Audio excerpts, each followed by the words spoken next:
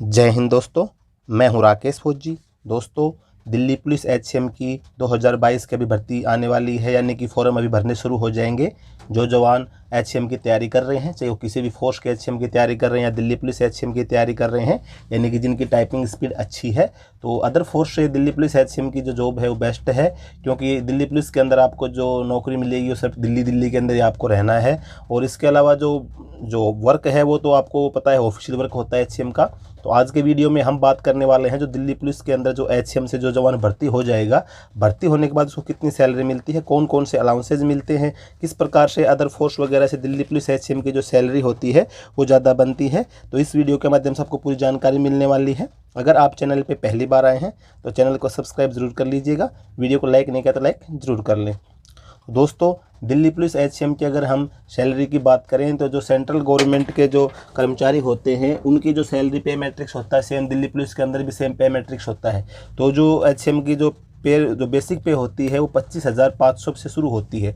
यानी कि आप सीआरपीएफ, बीएसएफ, आईटीबीपी किसी भी फोर्स के अंदर भर्ती होते हैं, हेड कांस्टेबल रैंक से भर्ती होते हैं, चाहे मिनिस्ट्रियल डिपार्टमेंट है, टेक्निकल डिपार्टमेंट है, किसी भी डिपार्टमेंट में अगर आपकी रैंक हेड कांस्टेबल है तो आपकी जो बेसिक पे बनती है वो 25,500 बनती है। तो आपके जो जितने भी अलाउंसेज मिलते हैं, जितनी परसेंटेज होती है वो आपकी बेसिक पे डिपेंड करती है। अगर आपकी 25,500 बेसिक है तो सभी अलाउंस इसी के परसेंटेज पे मिलेंगे। तो अभी वर्तमान में मान लो आपको 25,500 बेसिक है, तो उसके बाद अभी फिलहाल जो सेंट्रल गवर्नमेंट की तरफ से जो डीए दिया जा रहा है वो 34% डीए मिल रहा है। जो केंद्र सरकार कर्मचारी हैं इनको 34% डीए है।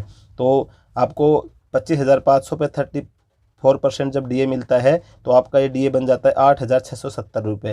यानी कि आपको 25,500 बेसिक पे और 8,670 रुपये डीए बनता है। तो ये आप दोनों मिला के लगभग आपकी हो जाती है 34,000 के समथिंग, आपकी दोनों मिला के बेसिक पे और डीए हो गया। इसके बाद आपको जो ट्रांसपोर्ट अलाउंस मिलता है ये आपको दिल्ली के अंदर ही लगभग 4,600 रुपये आपको ट्रांसपोर्ट अलाउंस मिलता है। इसके अलावा दिल्ली पुलिस के अंदर आपको सबसे बड़ा फ़ायदा ये रहता है कि आप दिल्ली में तैनाती रहती है तो आपको 27% एचआरए मिलता है। यानी कि जो आपकी बेसिक पे और डीए का जो मिला के आपको 27% आपको एचआरए मिलेगा। क्योंकि एचआरए की जो कैटेगरी है वो X category, Y category, Z category में बटा हुआ है। तो जो ये आपका दिल्ली है, दिल्ली एक्स कैटेगरी में आता है क्योंकि सबसे बड़ा महानगर दिल्ली है, तो इसमें आपको 27% एचआरए मिलता है। तो ये 27% एचआरए आपका लगभग 7,000 के समथिंग आपको एचआरए मिल जाता है। उसके बाद में आपको मिलता है राशन मनी। तो राशन मनी आपको एक दिन का भी वर्तमान में जितने भी सेंट्रल गवर्नमेंट के कर्मचारी हैं, चाहे वो सेंट्रल आर्मेड पुलिस फोर्स के हैं या फिर दिल्ली पुलिस वगैरह के हैं, तो इनको 117 रुपये 29 पैसा अभी राशन मनी के रूप में मिलता है पर डे का। तो आपका एक मंथ का अगर हम बात करें तो 3636 रुपये होता है। ये डिपेंड करता है, अगर आपका 31 दिन का महीना है तो एक दिन का एक्स्ट्रा मिल जाता है, और फरवरी के अंदर भाई 28 दिन का खाना खाए तो 28 दिन का पैसा मिलेगा। तो आपको एक दिन का 117 रुपये 29 पैसे के हिसाब से लगभग 3636 रुपये के समथिंग आपकी राशन मनी बन जाती है। इसके अलावा दिल्ली पुलिस के अंदर साइकिल अलाउंस मिलता है जो कि आपको 180 रुपये मिलता है। तो आपकी बेसिक पे, डीए, ट्रांसपोर्ट अलाउंस, इसके अलावा आपका HRA, ration money, cycle allowance total करके लगभग आपकी 50,000 रुपये आपकी सैलरी बन जाती है। तो एक अच्छी खासी सैलरी। जैसे आप भर्ती होते ट्रेनिंग करके आपने ड्यूटी ज्वाइन करी, 3 से 4 महीने की ट्रेनिंग होती है, ज़्यादा ट्रेनिंग होती नहीं दिल्ली पुलिस की। उसके बाद जैसे आप ड्यूटी ज्वाइन कर लेते हैं, ड्यूटी ज्वाइन करते आपको पहले महीने की जो सैलरी आती है आपकी 50,000 रुपये के समथिंग आपकी ग्रोस सैलरी बनती है। इसके बाद आपकी सैलरी पे कटौती होती है। तो कटौती जो सबसे मेन कटौती जो होती है, ज़्यादा कटौती, वो होती है आपकी बेसिक पे और डीए का 10%। जो न्यू पेंशन सिस्टम में आपका हो रहा है, जो सरकार की तरफ से जैसे ओल्ड पेंशन सिस्टम बंद कर दिया गया था, जितने भी सेंट्रल गवर्नमेंट कर्मचारी हैं उनको अभी न्यू पेंशन सिस्टम मिल जाए। तो दिल्ली पुलिस भी न्यू पेंशन सिस्टम के अंडर में आती है। तो इसमें आपका बेसिक पे और डीए का 10% काटा जाता है। इसके अंदर 14% जो कंट्रीब्यूशन होता है वो सरकार की तरफ से होता है, 10% आपकी बेसिक से और उसका डीए का मिला के 10% हो जाता है। यानी कि आपका जो न्यू पेंशन सिस्टम का जो अकाउंट होता है, परमानेंट रिटायरमेंट अकाउंट नंबर, उसके अंदर आपका 10% ये और 24% मतलब कि बेसिक पे का डीए का 24% आपका हर महीने कंट्रीब्यूशन उसके अंदर जाता रहता है। तो ये आपका बेसिक पे और डीए दोनों मिला के 3,417 रुपये आपका ये कटौती हो जाती है। उसके बाद में आपका CGIGS का 30 रुपये काटा जाता है। इसके अलावा दिल्ली पुलिस का जो वेलफेयर स्कीम है उसके अंदर 200 रुपये काटा जाता है, 10 रुपये की और कटौती होती है।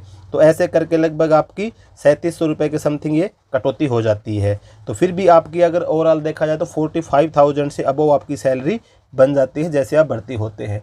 ये भी इसकी हम बात करें दिल्ली पुलिस में सैलरी ज़्यादा क्यों मिलती है। अगर आप इसी के अपोजिट हम बात करें आपकी सेंट्रल आर्मेड पुलिस फोर्स के अंदर, अगर आप मान लो भर्ती हो जाते हैं HCM रैंक के ऊपर ही, तो उसके अंदर जैसे आपको TPT और ये आपका 27% HRA, ये दोनों कोई कंपलसरी नहीं होती। उसके अंदर आपको ये होता है कि आप मान लो आपका गांव जो है 8% में आता है तो आपको 8% HRA मिलता है। इसके अलावा जो TPT अलाउंस होता है ये हर जगह अवेलेबल नहीं होता है, वहाँ पे डिपेंड करता है आपको। जैसे रिस्क अलाउंस मिलता है फोर्स वगैरह के अंदर, अगर आपकी मतलब 17,300 रुपये के क्षेत्र में आपकी तैनाती होती है तो आपको अच्छी खासी सैलरी बन जाती है आपकी। नहीं तो अगर आपकी नॉर्मल पीस एरिया में होती है तो दिल्ली पुलिस से भी आपकी सैलरी कम बनती है, क्योंकि हार्ड एरिया के अंदर सिर्फ वहाँ पे 17,300 अलाउंस है। जितना पीस एरिया होगा वहाँ पे सिर्फ आपको TPT मिलती है और HRA आपको अपने घर के हिसाब से मिलता है।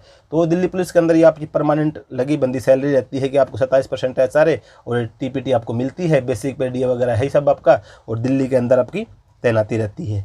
तो दोस्तों टोटल सैलरी आपको बता दें लगभग 50,000 रुपये की समथिंग आपकी सैलरी ग्रोस सैलरी बन जाती है जैसे आप भर्ती हो जाते हैं। उसके बाद में आपको हर साल इंक्रीमेंट लगता रहता है, इंक्रीमेंट के हिसाब से आपकी बेसिक पे बढ़ेगी, बेसिक पे अलाउंस बढ़ेंगे। इसके अलावा साल में 2 बार आपका DA बढ़ता है, तो उसी हिसाब से फिर आपकी हर साल आपकी सैलरी बढ़ती रहती है। तो ये थी छोटी सी जानकारी सैलरी के संबंध में। अगर आपको किसी प्रकार का कोई डाउट हो कमेंट करके बता सकते हैं। वीडियो अगर आपको अच्छा लगे लाइक और शेयर करना ना भूलें। जय हिंद।